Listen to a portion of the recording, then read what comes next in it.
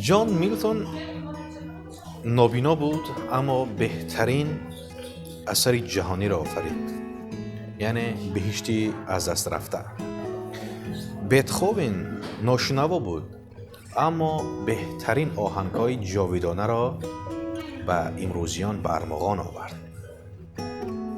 راونر هر دو دستایش علت داشتند اما بهترین نقاشی ها و تصویرهای جهانی را خلق کرده است و حتی یک مجسمه ساز مکزیکایی با یک دستش توانسته که مجسمه بهترین را آفرد که تا به امروز همه به او احسن میخوانند.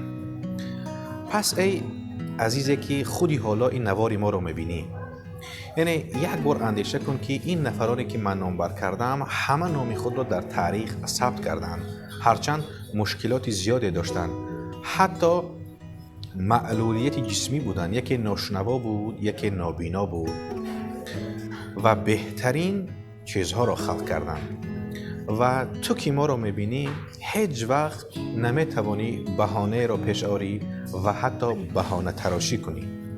پس به هر هدف و حتی آرزوی داری کاری را انجام دهی، قدم گذار و تلاش کن، حتما موفق و پیروز خواهی شد، زیرا انسان در بهترین صورت خلق شده است، در بهترین صورت آفریده شده است و به این خاطر او را اشرف مخلوقات میگویند.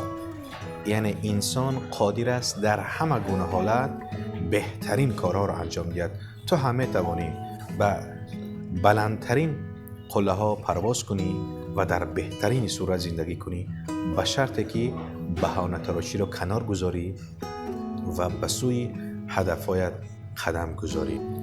آرزومند آنم که همیشه شادروز و شادکام بماند.